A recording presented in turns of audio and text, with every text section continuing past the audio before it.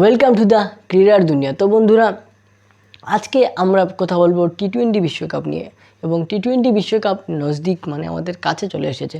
তো বন্ধুরা, 2009 থেকে 2022 পর্যন্ত আমরা যতটি বিশ্বকাপ খেলেছি, সেই বিশ্বকাপগুলোতে পার্টিকুলারভাবে যেসব প্লেয়াররা হাইয়েস্ট রান করেছিলেন বাংলাদেশের হয়ে, সেটা নিয়ে আজকে আমাদের আলোচনা। বন্ধুরা, প্রথম 2007 সালে, এখানে একটা কথা বলে রাখা দরকার, কিন্তু এই রেকর্ডগুলোতে কিন্তু তামিমকে বিট করে দিয়েছেন, একজন অলরাউন্ডার বিট করে দিয়েছেন দেশসেরা ব্যাটসম্যানকে।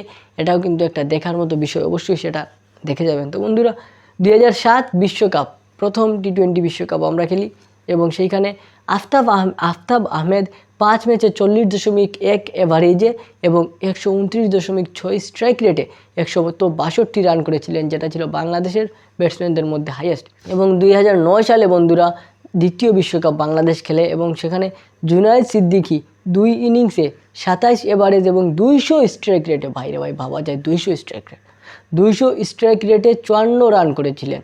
এবং 2009 বিশ্বকাপে ছিল জুনায়েদ সিদ্দিকীর বাংলাদেশের হয়ে হাইয়েস্ট স্কোর, এবং বাংলাদেশ মাত্র 2টি ম্যাচ খেলেছে, এরপরে বাড়িতে চলে এসেছে।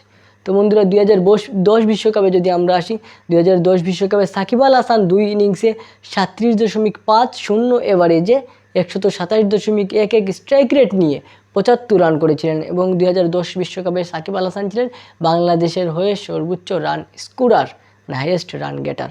এবং এখন আমরা আসি 2012 বিশ্বকাপে, এবং 2012 বিশ্বকাপেও আবারও বন্ধুরা সাকিব আল হাসান 2 ইনিংসে 47.50 এভারেজে 153.22 স্ট্রাইক রেট নিয়ে 95 রান করেছিলেন। এবং 2012 বিশ্বকাপেও বন্ধুরা বাংলাদেশের হয়ে সর্বোচ্চ রান সাকিবের। তো বন্ধুরা, 2014 বিশ্বকাপে আসি আমরা। দেখেন, লাগাতার 3টা বছর 2010, 2012, 2014 সাকিব আল হাসান রাজ করেছেন। এবং 2014 সালেও সর্বোচ্চ run scorer mister Shakib Al Hasan. এবং তো বন্ধুরা, 2014 টি-20 বিশ্বকাপে সাকিব আল হাসান 7 ইনিংসে 37.20 এভারেজ নিয়ে এবং 129.16 স্ট্রাইক রেট নিয়ে বন্ধুরা 186 রান করেছিলেন। এবং এটা ছিল বাংলাদেশি ব্যাটসম্যানদের পক্ষে সর্বোচ্চ। এবং সাকিব আল হাসান 2014 সালে বাংলাদেশের হয়ে সর্বোচ্চ 186 রান করেছিলেন। তো বন্ধুরা, 2016 টি-20 বিশ্বকাপে আসি। তো বন্ধুরা, 2016 টি-20 বিশ্বকাপে প্রথমবার আমাদের দেশসেরা ওপেনার, দেশসেরা ব্যাটসম্যান তামিম ইকবাল 6 ইনিংসে 73.75 এভারেজে এবং 142 স্ট্রাইক রেট নিয়ে 295 রান করেছিলেন, যেটা আমার মনে হয় এখন পর্যন্ত বাংলাদেশের টি-20 বিশ্বকাপের মধ্যে সবচেয়ে হাইয়েস্ট স্কোর, মানে হাইয়েস্ট টোটাল স্কোর একজন ব্যাটসম্যানের, ইন্ডিভিজুয়াল ব্যাটসম্যানের। তো বন্ধুরা, 2021 টি-20 বিশ্বকাপে মিস্টার নাঈম শেখ 7 ইনিংসে 24.85 এভারেজে 110 স্ট্রাইক রেট নিয়ে, নাউজুবিল্লাহ 110 স্ট্রাইক রেট।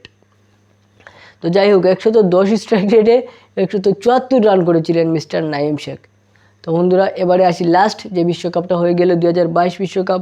এখানে নাজমুল হোসেন শান্ত 5 ইনিংসে 36 এভারেজে 114 স্ট্রাইক রেট। আস্তাগফিরুল্লাহ, এই দুইটা প্লেয়ার, যেখানে আমাদের অন্য দেশের প্লেয়াররা স্ট্রাইক রেট বাড়িয়ে যাচ্ছে, সেখানে আমরা স্ট্রাইক রেট কমিয়ে আনতেছি। 114 স্ট্রাইক রেট নিয়ে 180 রান করেছেন 5 ইনিংসে, এবং উনি ছিলেন বাংলাদেশের হাইয়েস্ট রান গেটার 2022 বিশ্বকাপে। এখন বন্ধুরা, অবস্থা দেখতেছেন, যেখানে বাইরের প্লেয়াররা দিনকে দিন স্ট্রাইক রেট বাড়িয়ে যাচ্ছে, সেখানে আমরা স্ট্রাইক রেট কমিয়ে আনতেছি। এটাই আমাদের অবস্থা। সাকিব, তামিম, আফতাব আহমেদ বলেন, তারা কিভাবে খেলতো, জুনায়েদ সিদ্দিকী তারা কিভাবে হার্ড হিটিং করতো। যাই হোক, বাংলাদেশে কিন্তু ক্রিকেটে কি হচ্ছে জানি না। তো বন্ধুরা, আপনারা কেমন লাগলো এই তথ্যটা, আপনাদের অবশ্যই কমেন্টে জানিয়ে দেবেন। দেখা হচ্ছে নেক্সট ভিডিওতে। আজকের মতো বিদায়, ভালো থাকবেন, আসসালামু আলাইকুম।